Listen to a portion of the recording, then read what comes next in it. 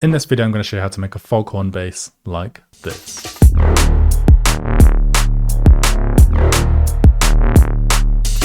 Now, Serum is something I teach in my academy, and we have a lot of students making rollers, drum and bass right now. So I thought, why not show you my current favorite foghorn in Serum 2. This sound is Foghorn 10 from 50 foghorns in the Foghorn Serum preset pack. It's available on my website, and this is what the first sound sounds like from that drop we just played. So let's initialize the preset. Just going to turn the sound up here a little bit so you can hear it better. And let's start with oscillator A. So we want to go to basic shapes and go -2. And we've got this nice sine wave. And then we're going to do the exact same, but the sine wave is going to be the other way around. And this is going to be by using analog BD sine. So you see, they're different ways around. And then we're going to set this one to -2 as well. And then we're going to turn the rand off for both of them. We're going to turn the unison up for oscillator A to 4. Unison up for oscillator B to 6, turn the detune down to 0.18 and turn the blend up to 83. We're then going to turn the level off for both of them because we're going to use LFOs to shape them. So we can drag LFO1 onto the level of oscillator A, and then we're going to come to the LFO1, go envelope, go 1 bar rate. Then we're going to create this shape here. So let's drag this over to around about here.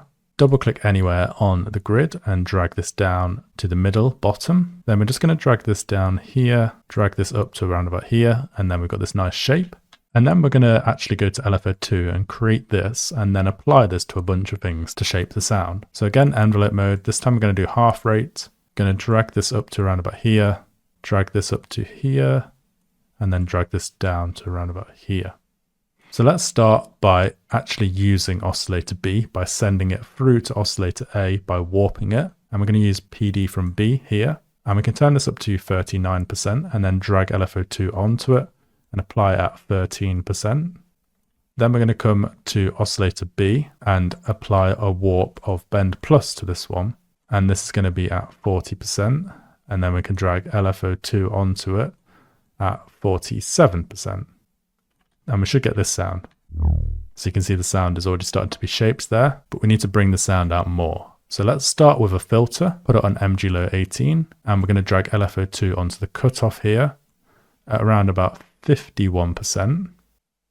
Let's turn the res up to 25%, turn the drive up to 30%, and turn the fat to 43%. That's already starting to sound juicy. Now let's come to the effects tab and first start with a distortion. Put this on hard clip. Put the drive down to 17% and the mix down to 12%. Then let's absolutely slam it with a compressor, multiband. Put this down to about a -11.1. Turn the gain up to around about 12-ish. Turn the highs up a bit to 4 point something. Turn the lows up a bit to 4 point something. Turn the below up to 0.75-ish. And then we've got this really aggressive sound, but to bring it out even more and to completely change the sound, let's add a reverb, put it on Hall, put a low pass on about 49, turn the size right down to around about 17%, and then turn this mix up to 66. And now when we press play, we get the sound. Now the next foghorn from the Foghorn pack and the tune I played at the start sounds like this. So let's initialize the patch. Again, I'll turn it up so you can hear it. Now for oscillator A, we want to go analog BD sine. Put this down -2 again. Turn the rand off. And we're going to leave everything else how it is. Now let's grab oscillator B. And we're going to want to get another analog sine. And we're going to get the BS2 subby saw. Put this down -2 as well. And then we're going to change the wave double position to 56. Turn the rand off again and leave everything else how it is. So we should get this. Next, we're going to put a sub bass on and put this -2 as well. And then leave that like that. Now let's start to shape the sound with LFO1. So we're going to put this on envelope mode because it's a foghorn. Leave the rate as it is. And then literally just drag this here. Drag this down a bit to create a nice attack. And then we're just going to double click anywhere and drag this into the top right corner. So now it's going to play from here to here and then all the way and keep playing. And we're going to want to put this on the filter and put this through A and B.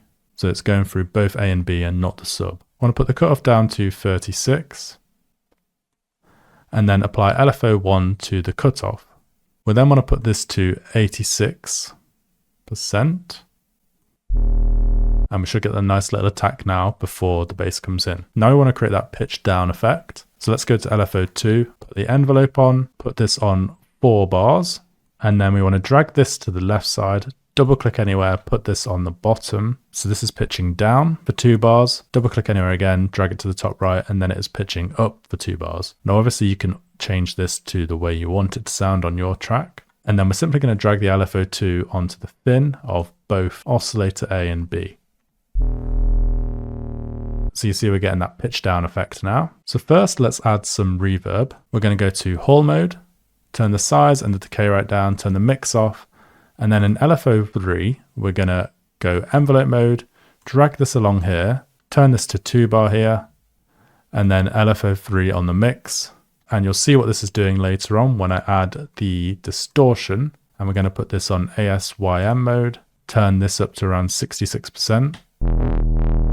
64%, and then we put the compressor on, turn the gain up to around a 9, and then we're going to add an EQ and put it on the bell shape curve, change this to about 1800, turn this to 40, and then turn the gain up as much as you want. So you can really push it if you want all the way up here, 14, and then when we play it we get this. So you see the reverb is now being affected as the mix increases because of this distortion and the compression afterwards. This is like bringing out the reverb in it, even though it's on 0, 0, 0. It's kind of crazy how that works. But it just means that as the sound progresses, even when it gets to the lower pitches, it still sounds full.